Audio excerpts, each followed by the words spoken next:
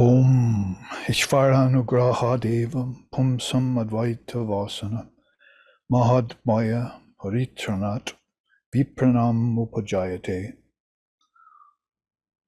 Om Yato Vachu Nivartante Aprapya Manasa Saha Ananda Brahmana Vidvan Nabhiveti Kutasjaneti Om Shantihi Shantihi Shantihi. Through the grace of Brahman alone, the desire to learn about non-duality arises in wise beings to save them from the great fear.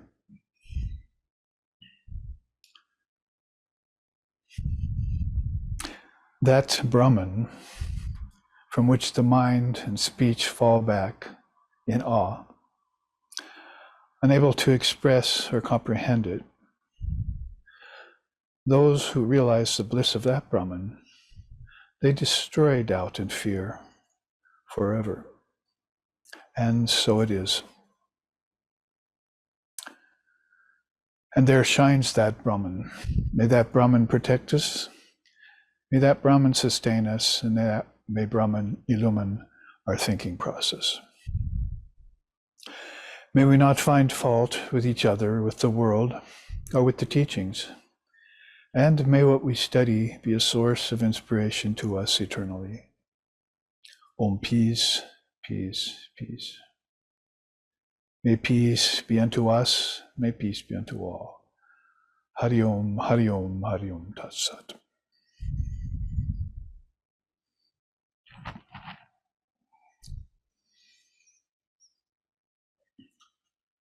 So here on the last class on the series of classes on the Avadhuta Gita, that great revealed scripture, it happens to be the first day of Navaratri. So we're here on Durga Puja time, concluding this great non-dual stotram. That non-duality is, of course, a special facet of those who are aware of Divine Mother reality, that is the Mahashakti or Mahamaya or Mahasaraswati, that she's the goddess of the word, and the word that conveys these profound depths of non-duality to the soul who may have been a staunch dualist, as Vivekananda has said, before they heard that message of non-duality, and then begins to shift the position of their mind towards that endearing, all-embracing, all-inclusive, non-dual reality. You could say, there's ice and there's water, but when the ice gets put into water, only water remains. There's wood and there's fire, but when the wood gets put into fire, only fire remains. And where there's gold, then there's gold, and the gold gets put into the fire and melts, only the fire remains. So we're having this realization from the Avadhut that this non-dual reality is the underlying foundation or substratum of all of existence, or call it existence if you want. And the final verses that we're about to undertake, 40, 39 and 40, actually are 42 and 43, because chapter 3 started with verse 3, with that refrain that we've been repeating over and over again, Jnanamritam samarasam gaganopamoham. So now these last two verses are beginning to talk about that state of mind in which meditation, meditator, and the act of meditating began to dissolve into one thing, that one non-dual reality. That's in verse 42. And verse 43, then we have it that thou art that reality. And so we want to look at some of these teachings that go by, first about meditation, second about Mahavakya. Mahavakya means such great sayings as thou art that. And it's a good time to do it, as we hope Mother Durga is looking in on us, as she always is, but in a more present and conscious way as we examine in depth these slokas that are right at the end of what we're calling affectionately the Avadhuta chalisa, because of the 40 verses that end with that line. Also calling it Jnanamritam stotram. We've taken it and extracted it from this great scripture, the Avadhuta Gita, which we've been drawing from. And then we've been singing 3 verses every class for the last 15 classes or 14 classes. Here we are at the 15th, about to sing the final 2 verses of all of those who have been with us for this inward journey to the source of our existence, or to existence itself. So let's get that out of the way first by offering these final 2 verses so we know how the Avadhut ends this particular train of his thought and his siddhantas, his conclusions about everything that he's learned along the way as being an Avadhut, a great being from that school of Dattatreya, who this work is attributed to. So we're going to conclude the last 2 verses then right now. So we'll have sung all 40 of them over the past now 15 classes.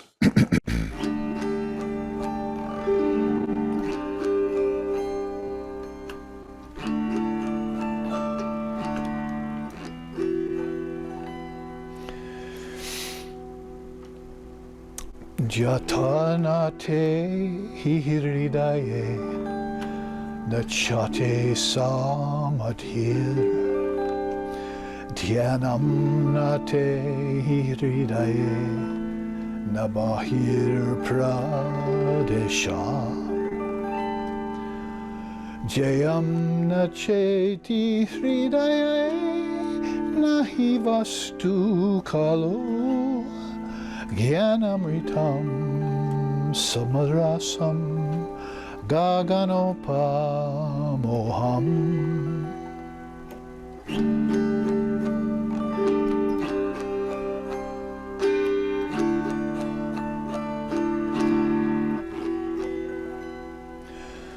Yatsarabhutam akilam katitam mayate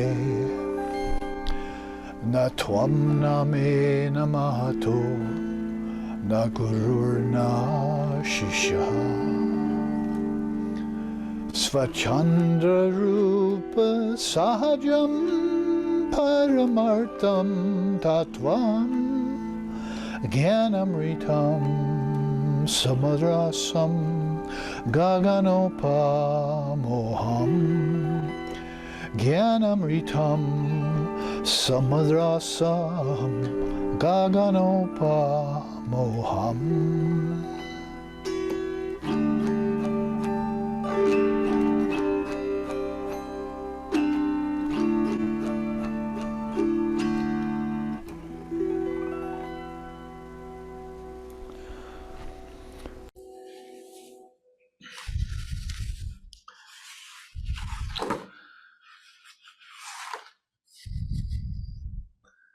So he sings, to translate that in English, without a doubt, there is not one iota of binding attachment within you.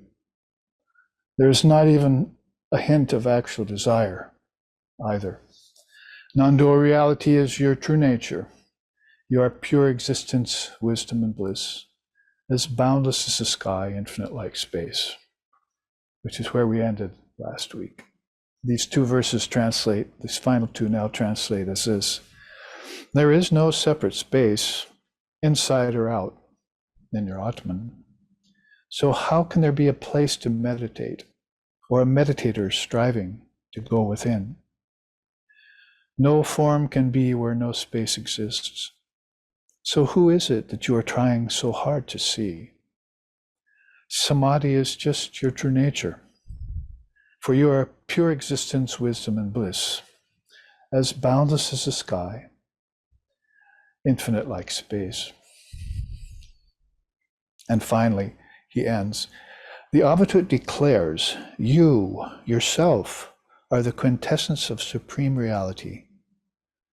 Neither you nor I, nor teacher nor student, persists in the realization of that fact. Ultimate reality is simple and spontaneously, arising all at once, in one eternal moment. I am pure existence, equanimity, and ecstasy, as boundless as the sky, infinite like space.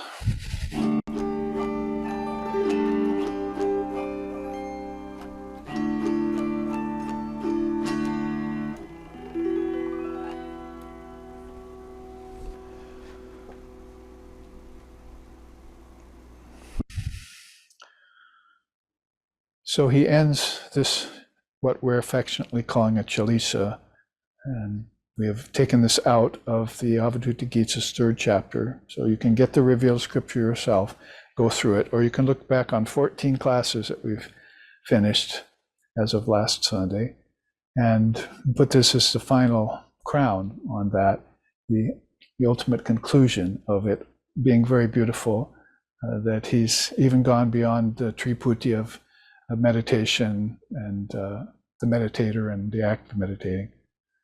It's how he describes it in a very famous triputi. Sometimes Krishna and other great souls will use triputis like that too. Beyond the knower, the knowledge, and the act of knowing is one of the famous triputis in that way. So they're trying to describe simultaneously, I think, a sadhana that they prepared themselves with to enter into this non-dual reality, and then describe it as best as words can say, even sparsity of words, as he's been doing for us, the actual state that came upon him when he had transcended these final highest of all triputis. Remember, before that, he had to transcend the idea of oneness, which is a kind of cliche,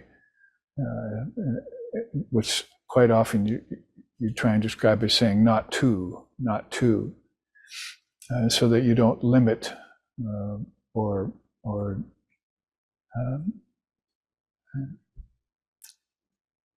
underestimate the all-pervasiveness of Brahman. And before that, he had gone beyond many kinds of dualities. So you have these numbers 1, 2, and 3 that end up in this beyond numbering state of consciousness. Those highest triputis then, like Brahma, Vishnu, Shiva, and so forth, and they get dissolved back into that state of awareness because that's from which they came, from whence everything came. As Sri Ramakrishna used to say, basically everything dissolves back into Brahman at the end.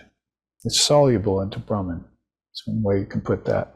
Again, just like sugar cube into hot water or hot tea, and ice cube into the glass of water, or even sometimes they say an iceberg into the ocean, when the sun of this highest non-duality rises and melts it. So best as words can describe, then after that it's for the aspirant who is seeking knowledge of non-duality to meditate themselves. And so that's why I brought forth this meditation chart to look at before we go running off so high and mighty and think that we can do this easily, like the Avadhut is describing it, because he does make it sound, as masters do make these things sound and look very easy to do. I often think of Pablo Casals, a great cellist who was my teacher's teacher of cello, how he used to make the hardest passages of any cello concerto look very simple. So we'd say, oh, I can do that, he did it. And then we'd go and start to work on it and find out how difficult it really was, particularly if you wanted to do it with any type of perfection or even passing. And so you'd have to practice very hard to master these certain things that he made look so easy. That's just a story out of my musical life. And so it's the same with spiritual life. They make this state of consciousness look so natural. And isn't that what he just said? It's just your true nature. It's rising up spontaneously.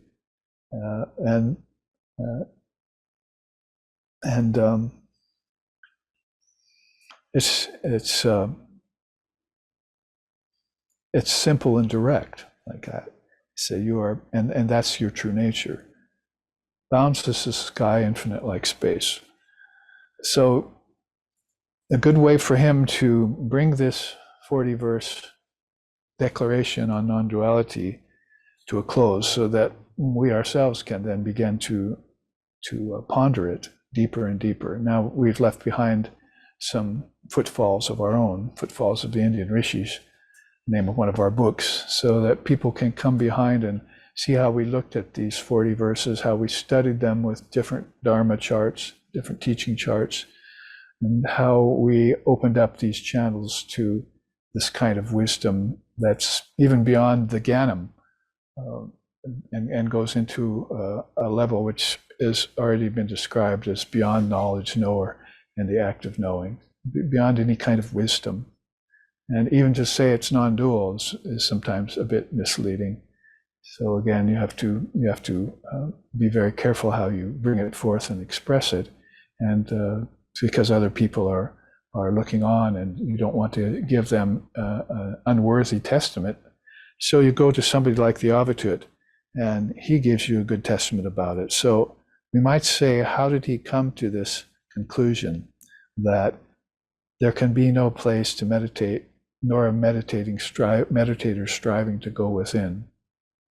You're going to have to sort of envision, as it were, inside of your mind in its thinking process, as the thoughts begin to dissolve away, like ether, set on fire, turning into just vapors. Envision in your mind how the meditator, the space one's trying to reach within, like say a chakra, or the ideal one's trying to meditate upon, like say an ishtam, begins to dissolve into this ocean of Brahman, or non-dual awareness. And some of the great darshanas of India and their teachers have prescribed a regimen of spiritual practice for people who are seeking to include both form and formlessness in their practice. And of course, we know probably the most powerful of all practices with form that includes meditation would be japam. And so we get the mantra and we fuse that with the ishtam, and we meditate on that, on the sound of it, on the meaning of it, and we fuse that with the ishtam in our heart. So this is bringing together wisdom and worship, as you want to put it into 2W words. And then one begins to go within, as he said, but then he finds out that whether he goes within or whether he goes outwards, that he's not finding anything other than that Brahman, because his mind has lost all distinctions of this and that, or inner or outer. So that's why I was thinking this morning, well, maybe I'll start out the class chanting Om Drishyam Pratitam Pravilabhayan San Matram Anandaganam Vibhavayam Samahita San Bahir Antaram Va Kalamniyetaha Sati Karma Bande. So I'll start out with Shankar's great chant out of the Viveka Chudamani that talks about take this apparently two things that are in front of you, that is the external, dancing around the objects of the senses, and the internal, your own power of visualization, maybe even as far as the internal as far as your formless deep sleep at night, and fuse those into one internal or transcendent reality, and then meditate upon that. Spend your time contentedly and be free. Is how he puts it in a beautiful way. So that was, of course, probably some centuries after the Avadhut had declared his own conclusion on this dissolution of all numbered systems, 1, 2s, 3s, 4s, and so forth, including the 5 senses and the 5 elements and so forth, and come forth with this beautiful teaching. So along the way of the path of this, you can see that people are practicing this kind of meditation, and they'll do it, as I just mentioned, in 2 different ways. They'll do it with form and beyond form. So besides just simplifying it and saying, well, there's the mantra and put that with the Ishtams, so that's the classic God with form meditation. And then there's this trying to quell all your thoughts that yoga prescribes, that is Patanjali yoga at least, and get beyond your thoughts and dissolve them all back into the source of thought, to the mind, and then dissolve the mind back into the witness and the witness back into Brahman, is how the great advices talk about that. So, and basically that's yato vacha nivartante aprapya manasa saha. I was chanting that already, how to dissolve the word back into the witness and so forth. So when this is happening, then one needs to have a guide, as it were, not only in human form, like a guru, but also a system or a method that's very important. Until method can dissolve itself into the actual experience, the method becomes supremely important, as my teacher, Swami Sheshanandaji Maharaj, used to say. So you can see that by this chart, there are other methods in which people proceed towards meditation. And basically, there are those two forms, with form and beyond form. And then there are 8 types that go with it. And 4 of them fall into the with attributes category. It's called Saguna Brahman.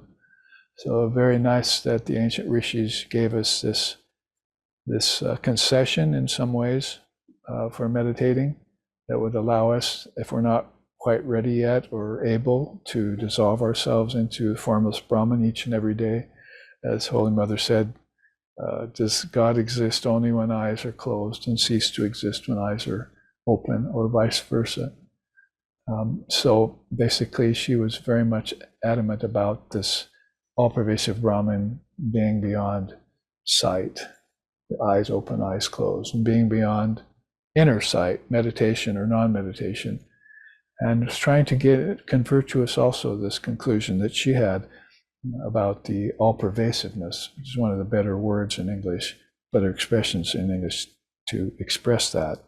So you could see there that, and some of this comes out of Swami Vivekananda's own meditation. We see one of his, this is probably his most famous picture, certainly for meditation, as it sits in all of the Vedanta centers that in the world, and you see it all over the world now, and a lot in Mother India. You could see that he had mentioned a lot of these kinds of meditations himself for novices, or what we would call newbies to the path.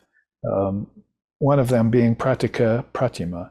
So that's right out of his commentary to the Raja Yoga. So he said it's meditation on objects. So he's really playing off of a clue given to him by the father of yoga, probably in his incarnation at about 140 years AD, when Patanjali took that incarnation and brought back together the 8-limbed yoga, Raja Yoga, Ashtanga Yoga. And at that time then, he was placing an emphasis on what he called alambanas.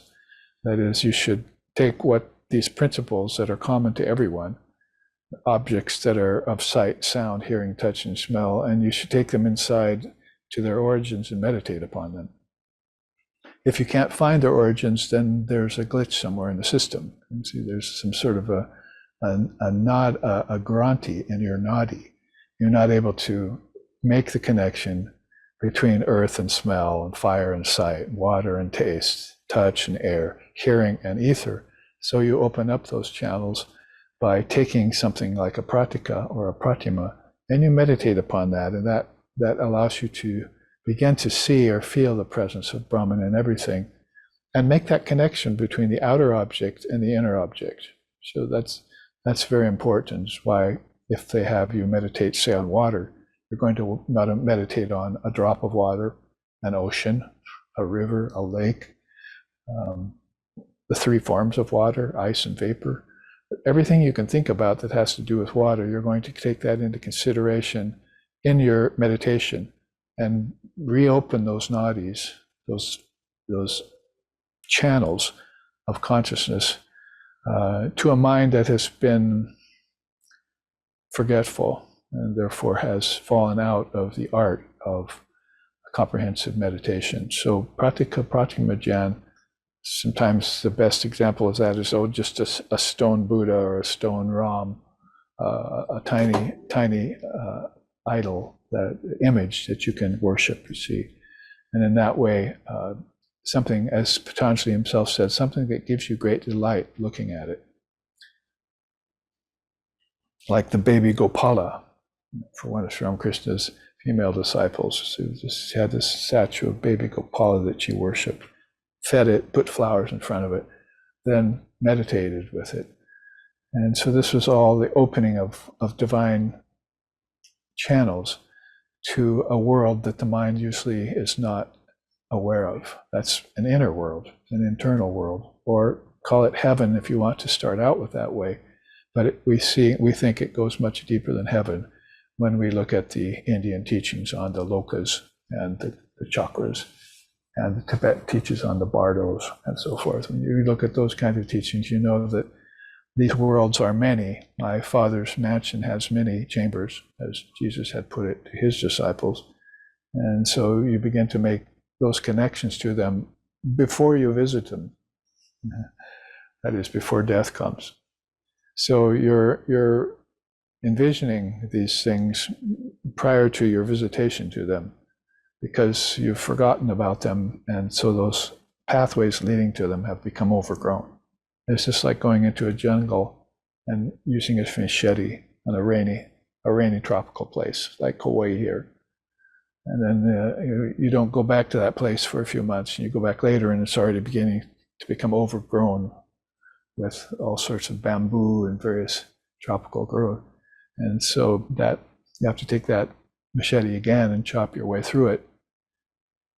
So that's what you do with the mind, back to its memory of objects. In this case, the memory of air, earth, fire, water, and ether being divine elements, because in India they're called the Pancha, 5 Maha, great, Bhutas, elements, the 5 great elements. So you want to know them individually, you want to know how they connect, or you could put it this way: if you do know them individually, you'll know how they connect. And then you'll know how objects are made, and what the significance of objects is. So Patanjali says about this: by meditation upon those objects which are most agreeable, the yogi's mind attains blissful equipoise. So let's put it this way: if your mind hasn't attained blissful equipoise, if you don't have peace of mind, if you're restless, if you're tired, you have lassitude, and so forth, then it quite often could be because you're not at peace with the objects around you. And one of those objects, of course, would be the physical body, because physical body is another thing you take and meditate upon it, like the physical body of the Buddha and so forth, one of the bodies of the Buddha. So remember, this is all in the Saguna Brahma level of things. If you hear this teaching, you think, oh, I don't want to go there because I'm a non-dualist and I like Nirguna Brahman, I like formlessness. Give it a chance, because this is how you probably progress towards becoming a non-dualist or approaching non-duality, was by seeing that the highest realizations, as the Avadhut have been telling us, are actually there, represented in the objects on earth, by the earth itself, by the planets, by the 5 elements that dance in front of the 5 senses, sometimes hypnotizing them and so forth. That you have to be able to see that Brahman in everything, and that is a description in part of the non-dual state. So you can't exit out of the equation right away. And so we're also calling this the create realm, and you can see how the Nirguna Brahman we're getting to is a part of the a-create realm. We have that word coined by Swami Vivekananda, a-create, or aparinama. He had to bring a word out of the ancient Sanskrit, which means non-changing. It was never real to begin with. It just superimposed itself by the mind's powers, and then you thought it was real or actual, but it disappears again at the end of your life, or at death, or in a good meditation, or in deep sleep even. And then you can't say it exists anymore when you come out, and it's gone. So another reason for tracing things to their source, so you know where they went when they disappear, including your ancestors, say, or your body, and so forth. And I've had many bodies. If you have many lifetimes, then you must have had many bodies. Sukshma Jnana would be the next level of subtlety in the realm of, in the create realm, we're calling it in Saguna Brahman. It means meditating on subtle truths. So you probably found yourself doing this, say, in college. Probably very few of us in America found ourselves doing it in high school, because we all know the parodies on high school. I won't have to repeat them here. And how foolish we were as a culture in high school, and our parents too. So basically, when you got to college, you started to feel a little bit of that independence from both institutions and parentage. And that feeling of independence, if you look back on it, started to make you think about a higher freedom. And so your mind began to slowly cognize or contemplate higher truths. Say maybe you heard Einstein in a science class, or you heard the words of Buddha at a temple, and all of a sudden these began to perk your memory. And so Sukshma Jnana is basically, it's based upon that. Lord Vashishta says, to come to know the methods for removing desire and how best to worship the teacher, the seer studies these scriptures which treat Atmic reality and point the way to self-cognition. That self-cognition is the I am that, or that thou art in everything, is ultimately what the Avadhut concluded with, right? You're that, I am that. When we both become that, I'm not your teacher anymore and you're not my student. We'll both be in one state beyond Acharya and Shishya. And here he was using those words. Beyond Guru and Shishya was, if you heard that particular refrain in that 40th verse. And there's also Shankar who used that, going beyond the Guru-Shishya relationship. But first, you're going to have to fulfill it. It's the best thing. So Sukshma Jnana will be something that happened to you when you got very interested. And it doesn't mean like it's a stage that you leave behind. We're still doing Sukshma Jnana all the time. It's a kind of Atma Vichara that's famous in Advaita Vedanta schools, that it pleases you. First it stuns you, it awakens you, then it attracts you, then finally it begins to please you. You begin to savor it. And then pretty soon you see why that's why beings are sitting around with, say, maybe just a loincloth on, and no books around, and no students around necessarily, maybe even far away from civilization, and they have their lips curl up in a smile. And they're very content inside, and food can come or not. No food or drink can taint that noble self that knows itself. So they're in this process of self-cognition, or in the conclusion of it. That kind of meditation eventually leads to upasana of the highest kind. It's actually authentic meditation on God with form. So, okay, the images were good. I found out about the 5 elements, and I saw where their origin is, basically back in the mind. And when I got into the mind, I saw that there was a lot of subtle truths there along with those things that I was led to because I was on the track of origins. It's called utpatti. So when I began to be attracted to where things began, so to speak, because eventually you'll know that they just rise and fall, they don't come and go. They're always in existence. So a little beautiful truth to insert in there about things or objects or phenomena. But because you got interested in them, they began to attract you to things that were more eternal, like, say, beings that have been in the mind of collective humanity for 2,000 years. How about Jesus? Or Buddha, 2,500 years. Or 3 or 4 or 5, 6,000 years in the case of maybe Sri Krishna, or now they're saying maybe even longer, because they've unearthed the battlefield of Kurukshetra and they're carbon dating it and so forth. So that's Vyakti Upasana Jnana. So you're coming more towards the Ishtam. You're finding an ideal that is more representative of this non-dual truth than an object is, or than an element is, or that one of your thoughts is. See? And all of a sudden that impresses you, and you've got an eternal companion in the wings somewhere that you had forgotten about maybe for lifetimes, but it's coming forward, stepping forward now. So Swami Shivananda of the Ramakrishna order says, for many, it is best to think of God as possessed of qualities and having a form. This way, their minds will become easily concentrated. A very simple statement, but very true. Haven't reached this level of formless meditation yet. It hasn't really suggested itself to you in any concrete or penetrating way. And you're still now left in the lurch with having nature and mind be your gods. And the mind, of course, has that ego that's vying for competition too. Maybe I should be listening to my own wisdom now, because I just did some meditation.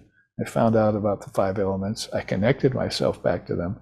I'm beginning to think higher than the scientists and the philosophers of yore were apt to think.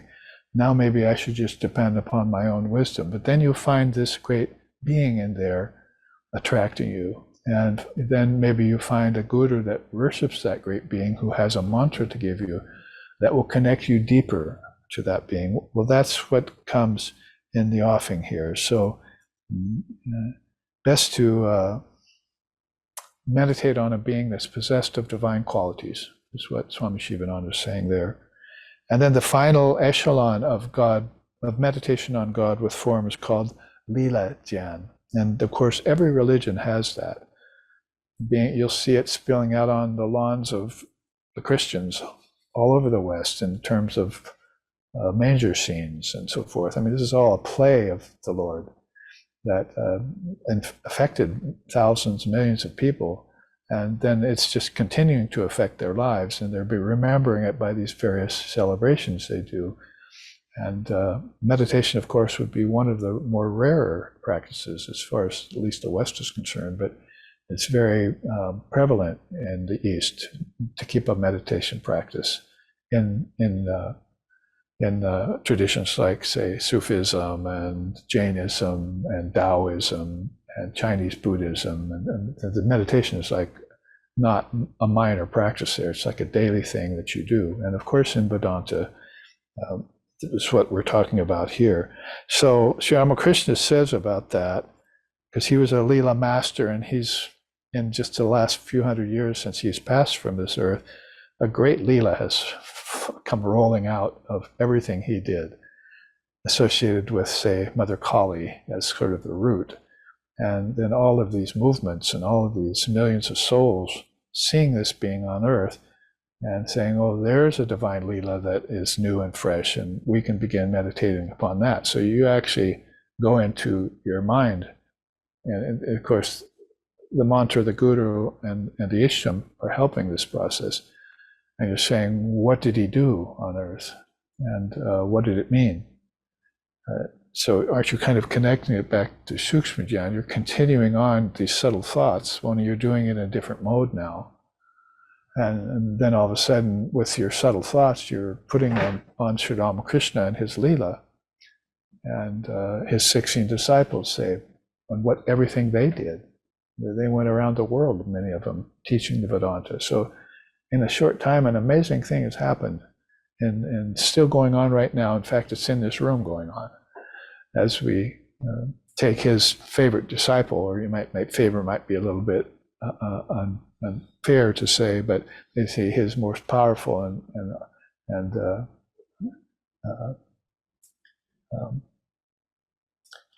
travel-worthy disciple, because he jumped India and jumped the ocean and came here to the West, and in a time when England and America and materialistic countries probably weren't very favorable to the advent of a great soul like that. So Sri Ramakrishna says, Leela as God Leela as the deities, Leela as mankind, Leela as the universe. Take delight in the Nara Leela. Nara means man. So God in mankind. And this is one of the, probably at least one of the three greatest meanings and messages of Sri Ramakrishna's advent on earth, along with, say, Divine Mother coming and, you know, and the unity of all religions. Then you've got this Nara Leela coming up, which Swami Vivekananda was very huge on trying to encourage people.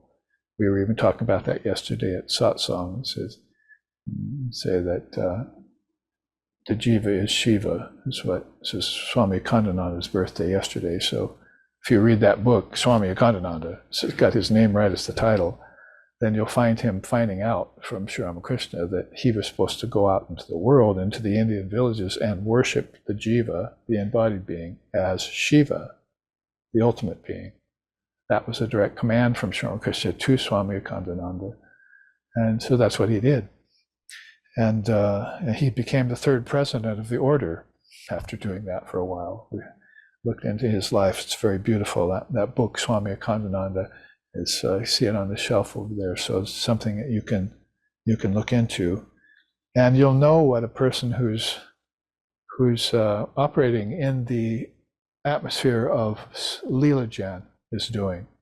So really, all of these are and it's like a further maturation of these three. It's like an evolution, a maturation to this Leela-Jan, where all of these things that were contained in these earlier realms of Saguna Brahma meditation practice are contained in the Leela. And it's a very blissful thing. And pretty soon it becomes all absorbing for beings. Then there's this dotted line you might have to cross, when you might say somewhere in that process, because Sri Ramakrishna was so infatuated and enamored of formless reality, and he would go into formless samadhi, then how could you practice the play of his life and think about him without you getting interested in what was that samadhi he was having, you see? So it begins to rub off on you, as it were, and almost vicariously, by just putting your mind on the lotus feet of the great master. So the first thing that would come to you as a power would be Tailadarajan. It's meditation on one-pointedness. So there are many things you can meditate on, right? How about, lots of different objects? How about the five elements connected to the five senses? And then how about these divine qualities that are there as you make contact with the Ishtam. But now, and many things in the Leela-Jan too, but these many things all become coalesced, like a beam from the third eye, and they become accumulated and give you great power for going inside. So that's the first thing that would happen, which you might say is a sign of courting and succeeding in approaching non-dual meditation. Your meditations will all of a sudden start to turn like that, like the eyes rolling up in the head. Maybe they've been down in the heart for a long time, which is a good thing. And all of a sudden, as it were, Vishnu yoga, eyes half closed, turns into Shiva, eyes fully closed. Shiva yoga. Sri Ramakrishna used to say there's Vishnu yoga and Shiva yoga. And so you're having this inward turn to everything, which is taking you with this power of one-pointedness to a final place for your mind to rest, because God is one beaker, and the mind is another beaker, and you've got oil in this beaker. So you're taking this beaker and you're pouring it into this beaker, and there's no splashing. It's just a perfect rainbow flow from arcing into one beaker into the other. That's called flow of oil from one vessel to another. That's what Tailadara means. So your vessel has to pour everything, its contents all in one-pointed fashion, without any spilling, without any splashing, without any distractions, that means, into the vessel of Brahman, and become so versed at that it can do that at any time, any day. Say, for instance, when wars pop up. That came up in satsang yesterday, you see. So the thing is that people, there's a period where headlines aren't there, you see, and there's no war going on. It's basically kind of peaceful time. Peaceful people are being happy, and they're falling kind of into complacency. And then all of a sudden, the headline comes up. There's a war between this country and that country, and they get shocked, and they wonder how to deal with that. They get shocked because they forgot about the nature of the world. Number one, they get shocked because they forgot about human nature. Number two, so neither of these can be trusted. Number one is because the world's not real. You can't trust it. Number two, the human ego is not ripened, so you can't trust that either. Because you'll see a grandfather, with a baby, with a 5-year-old girl on his shoulder, and she's holding up a machine gun. So you can look at that and not wonder about the evil tendencies of human nature. Then you get shocked, and so then all of a sudden you have to go back to your practice, you see, and try and figure out a way to deal with nature and human nature. That is, the 5 elements and everything that happens in terms of the 3 kinds of suffering, and then human nature and how fallible it is and how it can't be trusted. And you have to go back to your guru, because your guru reached illumination, so he or she can be trusted. And all of these meditations, you start looking into them again. Oh, I got my peace back, you see. And then that war passes, or that phenomena falls into the collective mind, and you become passive again and complacent. And then a couple of years later, another war starts springing up. And then you have the same shock again because you weren't keeping your guard up about the nature of nature and the nature of human nature. It's all about nature. And so if pretty soon you come to know that these practices that you've been taught by the great seers are what you want to keep going all the time. So you're not shocked anymore. You're not caught off guard because you already know that that's the nature of the world. Birds have nests, foxes have holes, but you have no place to lay your head there in the world. See? The world is not for you. It's a project of your mind, is what it really is, but there still has to be a little bit of deeper sukshmajan accomplished by you before you realize that. So what does Swami Vivekananda say about all that? He says, the powers of the mind should be concentrated and turned back upon itself to penetrate the innermost secrets. So those innermost secrets, one of which I just mentioned, is that the world came out of you, number one. Number two, it came out of you as a projection, not as a creation, because you can't create something out of nothing. So it came out of something. Those something are seeds in your mind. And when you put your mind upon those seeds and water them, they turned into the worlds. And the worlds are full of evil and they're full of good. And so now you're blaming the devil for all that's evil, and you're praising God for all that's good. And this is just another duality. It all is all put to rest, like it has been for the Avadhut, by knowing these facts, what Swamiji is saying here, by coming to the mind's innermost secrets. So you have to make, as Holy Mother said, you have to make your mind your friend. It has to become your best friend and not betray you anymore. It has to become like the mind of your guru, like the mind of your ishtam, like the mind of the great souls, the avatars. Like the great mind, the Mahat. So welcome to the realm of the disappearance of the gunas, you see. Now Rajas, Tamas, and even Sattva are beginning to dissolve, and formlessness is beginning to show itself as being free of the gunas. Trigunatita, it's called in Sanskrit.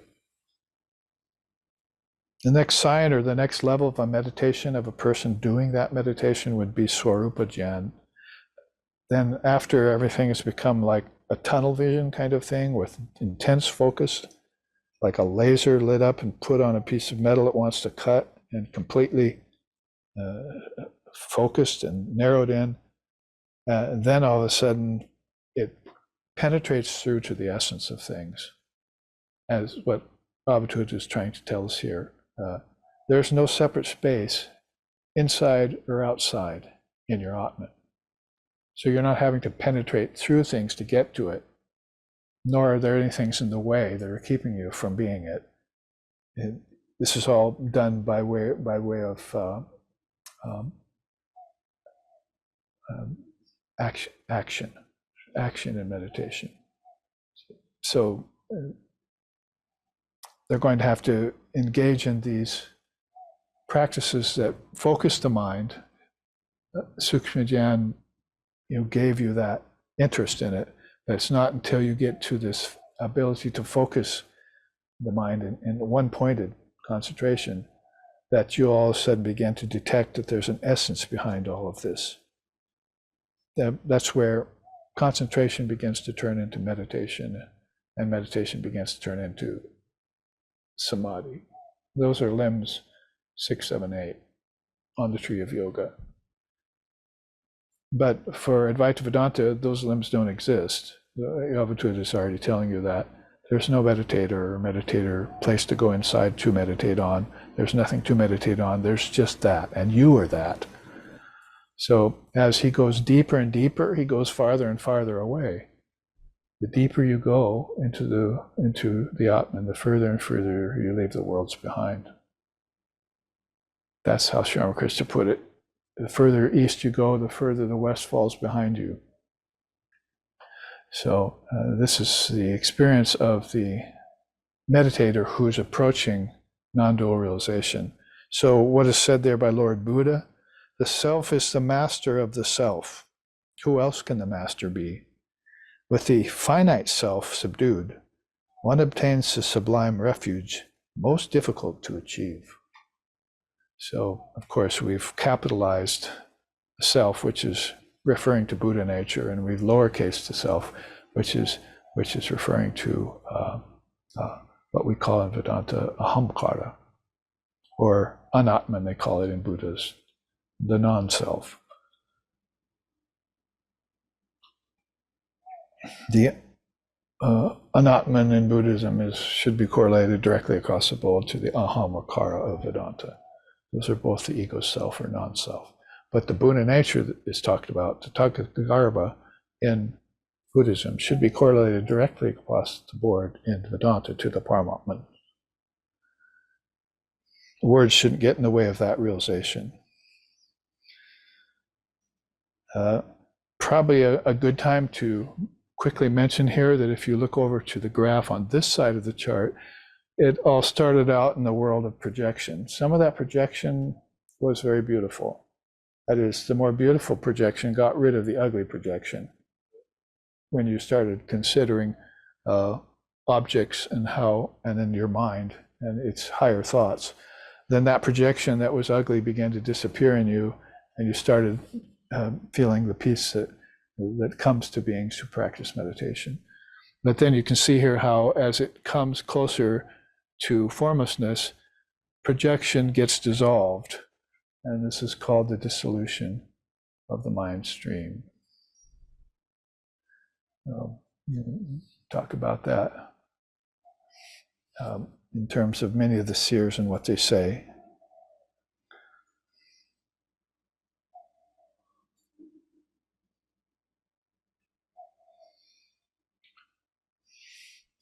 So then Lord Buddha, we go to him to find out about this meditation on the inner self, Swarupa Jnana. You should have, it would be good if you had words in your language, in your religion, that were not loaded with the weights of religious denomination and different problems that can arise that way, competition between religions and even philosophies. So if you have a word like Swarupa, it just means essence, then you don't have any contention with it. Oh, there's an essence of everything.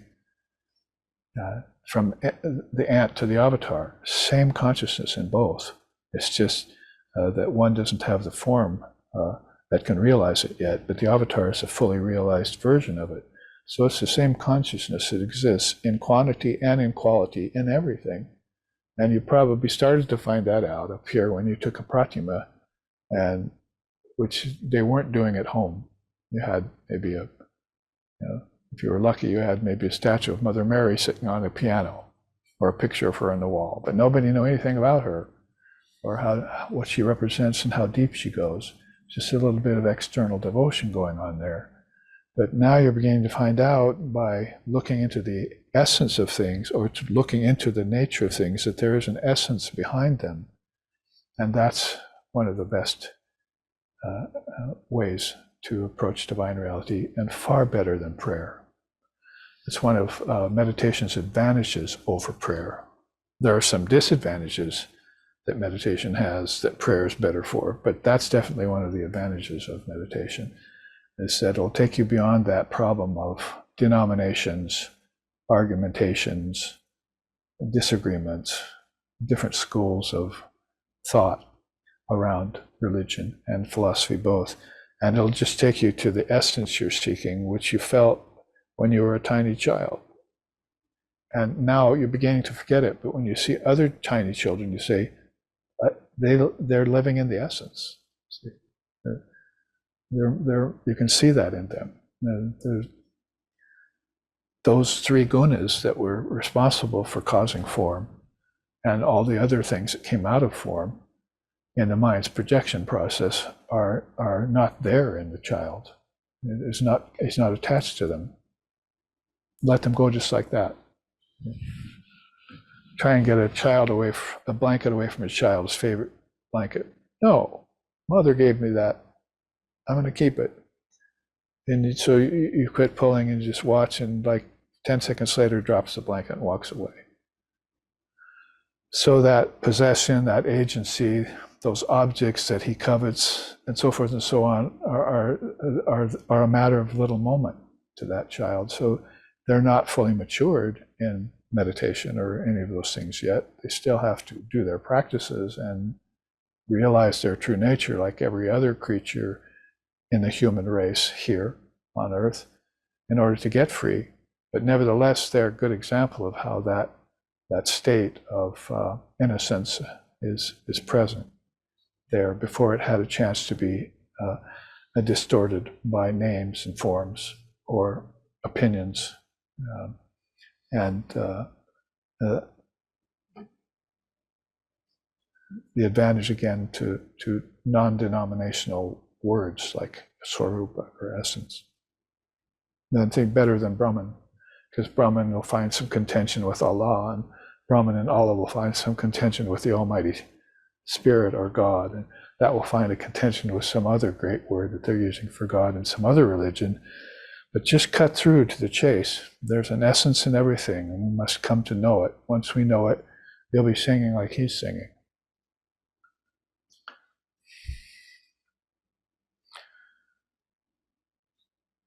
And as we go deeper into that dissolution of the mind process, we see that Brahmakara Vritti Jnana, a nice long word, but Brahman, the divine reality, Kara, cause, Vritti, vibration, meditation. There's just one vibration left in the mind of that great soul, and that's just to focus on Brahman and Brahman alone.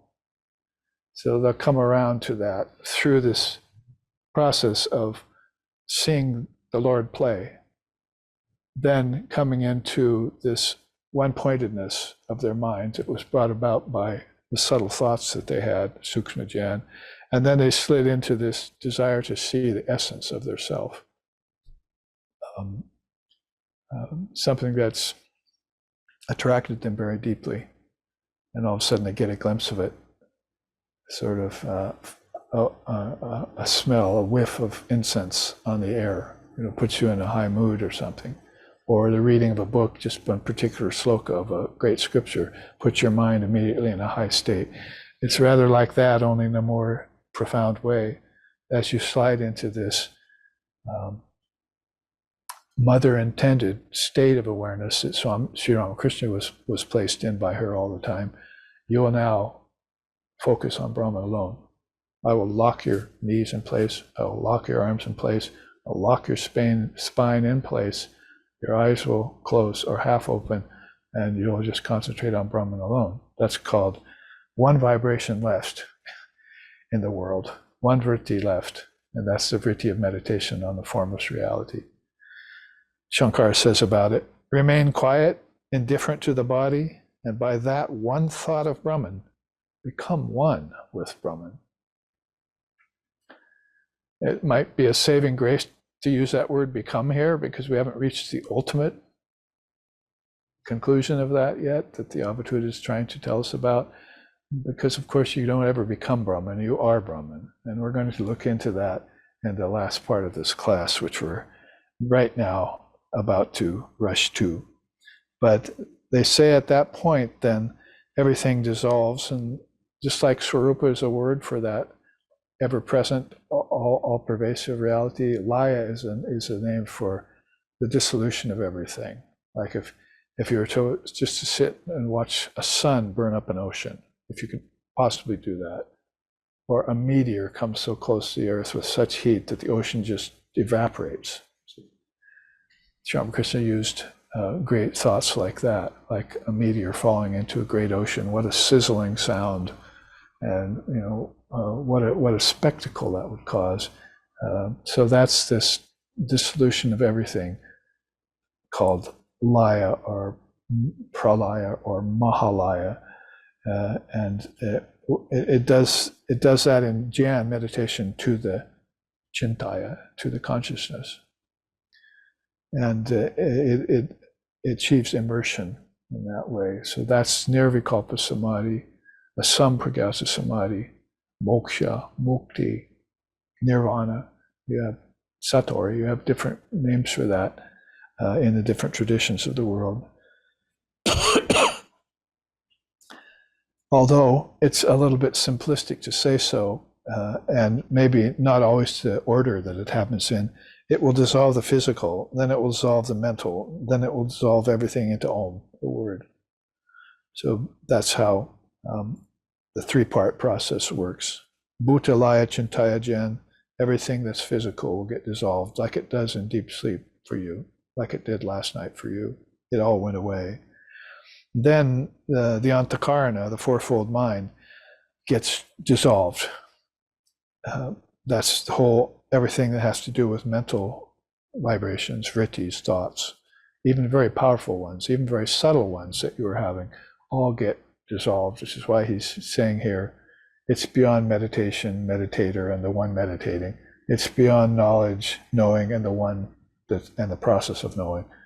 This is how they're trying to describe this to you, to get you as prepared as possible for some high state like that to happen to you, that's going to sweep away everything, including the word itself. So Om Laya Chintaya Jan, probably a pretty good mantra for what's ever left of yourself if you're approaching the ocean of non-dual awareness. Om Laya Chintaya Jan. Shankara says about that, when the mind is completely absorbed in the Supreme Being, Brahman, the world of appearances vanishes.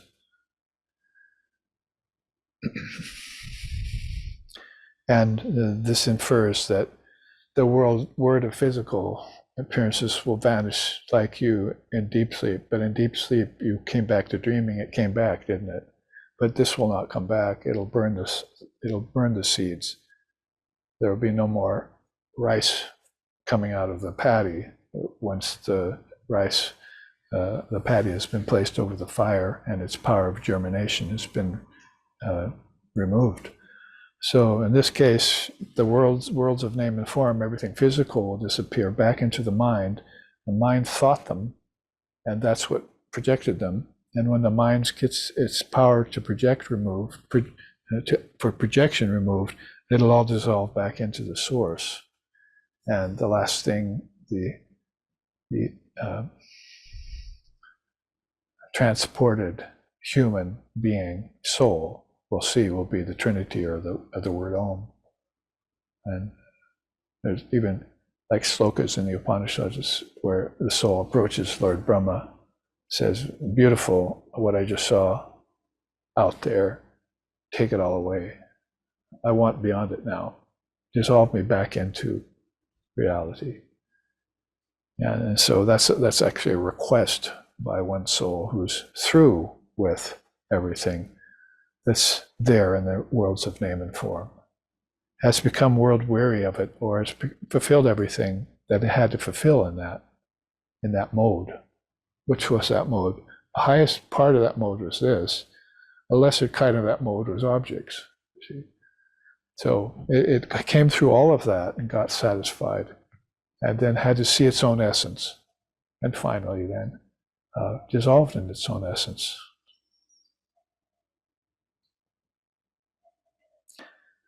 Sri Sharada Devi says beautifully, the practice of meditation will lead your mind to reach such one-pointedness that you will not want to give it up.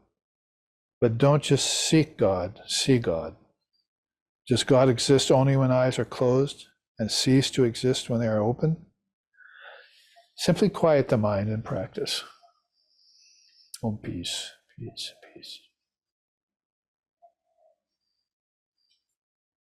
Yes, an old war horse. We've been through it before. Probably I haven't taken it up for some months or even a year or more, but it's always good to look back at that, particularly in the context of what the Avadhut's saying here in his penultimate verse. There's no separate space inside or out in your Atman. So how can there be a place to meditate or a meditator striving to go within? No form can be where no space exists. So space dissolved, you see. We already said that the space of physic things dissolved, the space of the mind, which produced physical things, dissolved. And the only thing that's left then is that word that you've been saying in your mantra for hundreds and thousands of times for lifetimes. The key bijam is the only thing that's left. And that's gotten rid of all space. It's gotten rid of the bhutakasha, it's gotten rid of the pranakasha, it's gotten rid of the mano or jnanakasha, it's gotten rid of the chittakasha, and it's gotten rid of the chittakasha too. Now you're just in the mahakasha, or what Sri Ramakrishna called the great beyond. That's beyond all space. So he says here, if there can be no form if no space exists. So when space went away, the forms that were in it dissolved too. And that's what he's saying, and what we've tried to express a little bit by this meditation chart, 2 types, 8 forms, in terms of his penultimate verse. Let's then spend the rest of our time on what he says at the end in his final verse. You yourself are that supreme reality. He's been coming back to that theme quite a bit. He keeps saying, I'm that, because he's fully ensconced in that, fully realized of it. But he wants to keep reminding you that, don't just think that I'm the only perfect one and you can't be perfect. Be the perfect like the Father in heaven is perfect. You too can be perfect. You just have to disidentify with birds have nests, foxes have holes, with the earth, and with all these things in a series of practices which will dissolve all things unnecessary, all things ungainly, all things occult. Don't touch anything uncanny, even with your toes, Vivekananda said. So that means the occult has to go too, and it's one of the teachings that Patanjali accents in his Yoga Sutras. So what we're looking at here now, for those of you who are joining us live stream, is the divine sayings of India. It'd be a good way to accent what he says here when it says, samadhi is just your true nature, or thou art that. So you can see that's the 4th of one of these great Mahavakyas here, Tattvamasi. So it's not so much like a mantra where you just go Tattvamasi, Tattvamasi, Tattvamasi, Tat, like you would say Om Mani Padme Hum, Om Mani Padme Hum, or Om Namah Shivaya, Om Namah Shivaya, Om Namah. This can get around as a mantra, it could be very effective, but this is the end of all mantras. It's the end of all practices. It's the grand conclusion of spiritual practice. and it's the truth of your existence, that thou art. So they put it into 3 words. Whether you put it in Sanskrit or whether you put it in English, it comes down to just these 3 words. Tat Tvam Asi. That thou art. That means Brahman. And Asi means the relationship between that thou art, between who you are and what Brahman is. As Sri Ramakrishna used to say, if my disciples, these boys in front of me, there were 16 of them, know who they are, who I am, and what the world is, they'll be fine. I won't have to worry about them. That is, I won't have to worry about them above the dotted line, because nobody will worry about them below the dotted line. All worry is gone, all fear is gone, all doubt is gone there, which is why people try and reach it. They can come back to the Leela. They, might say, you could like sort of associate the Leela with the heart chakra, couldn't you? See, well, I went to the throat, I went to the third eye, I ran a boat race, I even saw the great light, I saw that I am that. And then when Mother brought me back into a form, if that was her will, then I went back to the heart chakra, which is the drawing room of God, and I saw the devotees dancing and playing there as if nothing ever happened, because it didn't. There's just one divine play going on at all time, and it's in Brahman. So Brahman is all there is, none else exists, and thou art that. I'm quoting one of Swami Vivekananda's lines in one of his poems about Sannyasin. So I start out with that, and that closes the door on the whole issue, as the wind just did for us, the wind god. So I'm starting with Tattvamasi as the 4th of these 4 Mahavakyas. The other 3 that declare this highest truth are Aham Brahmasmi. I think I've often thought when I meditated on the 4 that was the most direct. It just leaves nothing to chance, nothing for doubt. I am Brahman. And of course, one has to be fully realized and have realized the Atman as being in Brahman in order to say that and be fully in tune with it. You cannot feign it, you cannot mimic it, you cannot pretend it, you cannot just hope for it. None of those modes will work. You have to have actually fully realized it before saying such a Mahavakya like that has its salient effect. So I asked a Swami once in India, who's now still alive, quite old, and told me, yes, I have a Mahavakya, and I say it just every once in a while in my meditation. So his meditation is already in a very high state, either with the Leela Jan or with the dissolution meditation. And when he becomes aware of any kind of a need for a practice or a statement that should be readily at hand for him, he'll say that, Aham Brahmasmi, Aham Brahmasmi. He'll say it just once, Aham Brahmasmi, and it'll bring back all that realization that led him up to his earning to be able to say in all efficacy and all profundity that wonderful, in this case, 2-word Mahavakya. I, Aham, am Brahman. Brahma Sutras would be the best scriptures to look into if you want to have a riot act read on all 4 of these. They occur in the Upanishads here and there, once in a while. That's where you've heard of them. They'll go by so quick that you say, oh, what was that? It was a beautiful statement. And then you'll go on reading some more beautiful wisdom in the Upanishads. But it would take this years later to come back and tell you, well, you just read one of the Upanishads that has 2 of those Mahavakyas in it. Did you realize that? Another one was Ayamatma Brahma.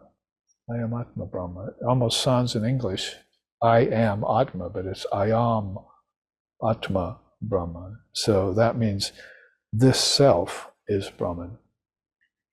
So you could say, it takes a step back instead of saying I am Brahman and leaving it with that.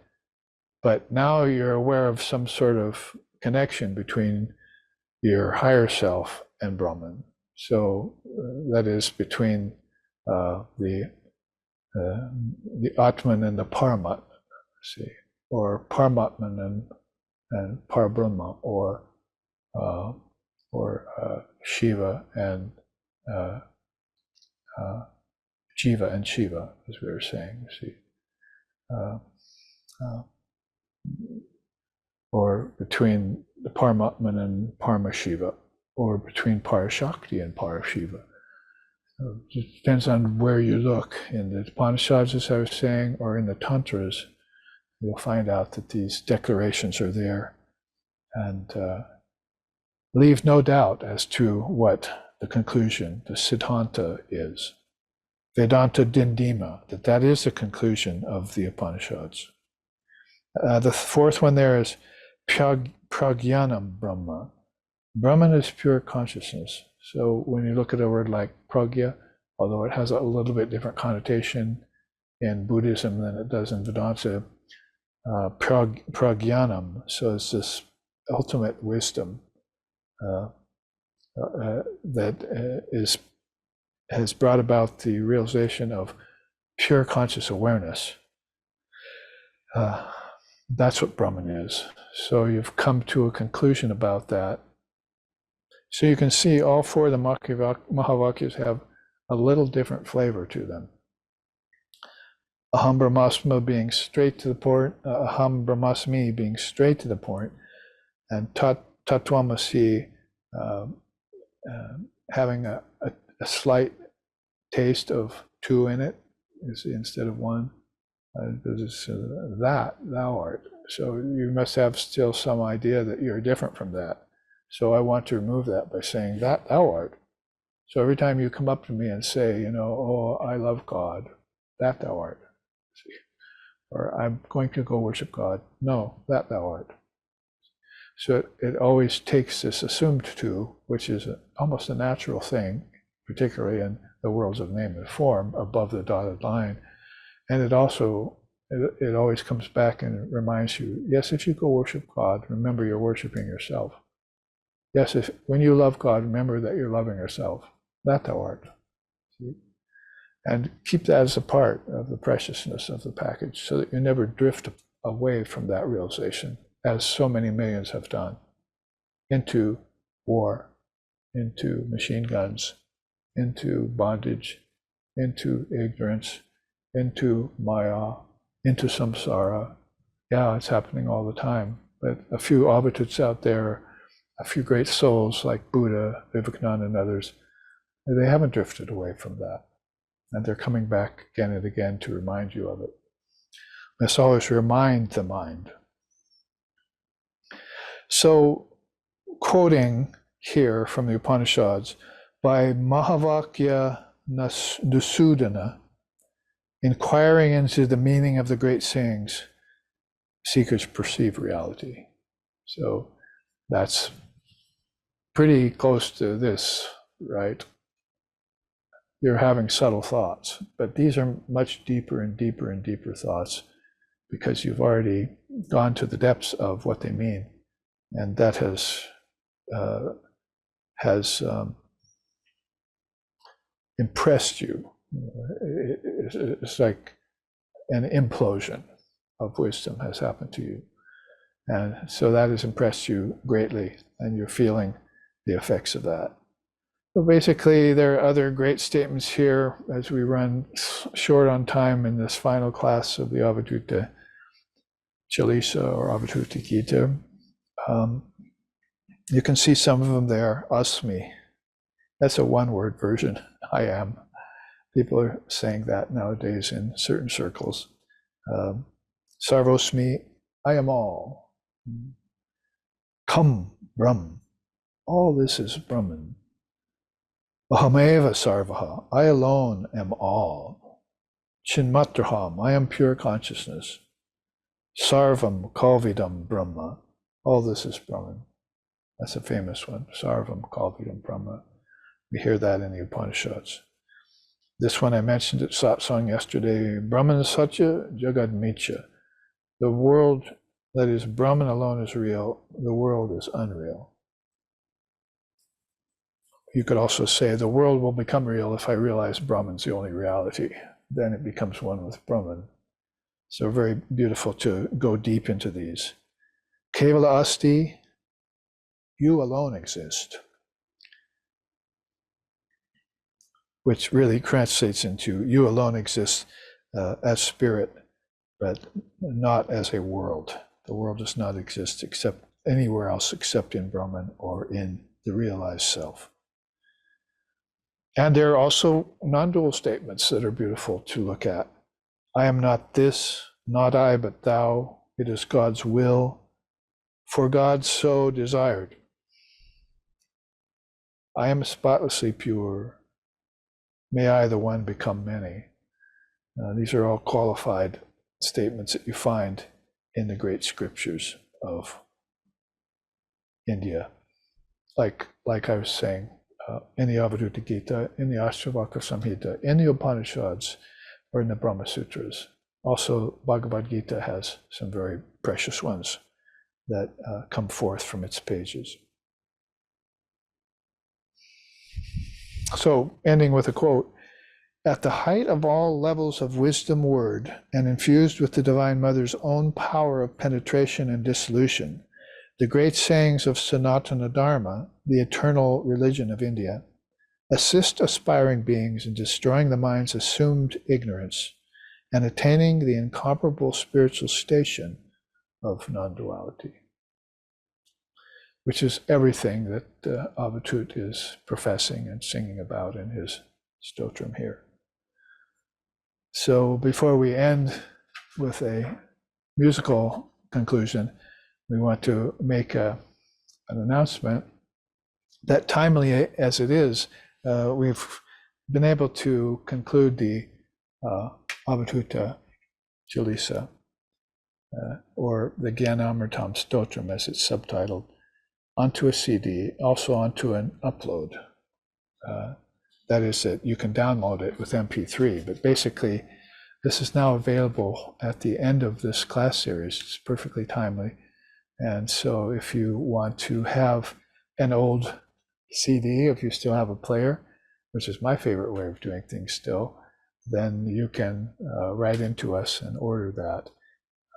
Basically, there are two choices for you, and these will benefit SRV associations and also the artists who put them out, yours truly.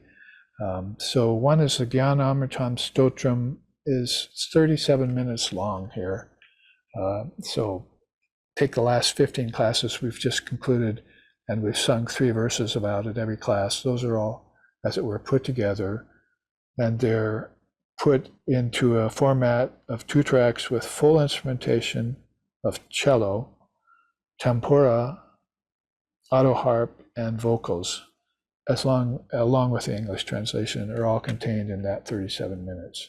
You can sing along with it because you can get the transliterated Sanskrit for it, and you can also see the English translation and read that along with the recitation. So that's the Avadhuta chalisa, available in those 2 ways, either on CD through www.srv.org, or available next week, I think, as an MP3 download at srv.org. You can get that version with complete transliteration and the notes on translation. So you can stream online from your preferred online music service to get it as well, because now it's available on Spotify and on YouTube. That's as close to an advertisement as I've ever given in a class of SRV, but it's nicely written down for me so that I won't make any faux pas. So that's very good news that we have this available for the delight and inspiration of seekers who have been elated to hear 15 classes now, which will be put up on YouTube eventually. I think 7 of them already have been put up. So we're catching up on that. So you can look back on these teachings. It's beautiful to have a scripture like the Avadhuta Gita, then to have classes on it with charts, and then at the end to have the actual recording of it so that you can sing it yourself and be just like the Avadhut. May all beings become just like him, fully realized.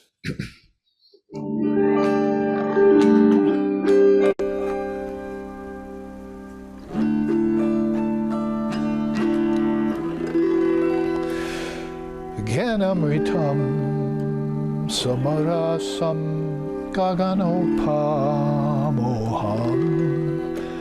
Jnanamritam samarasam gaganopamoham.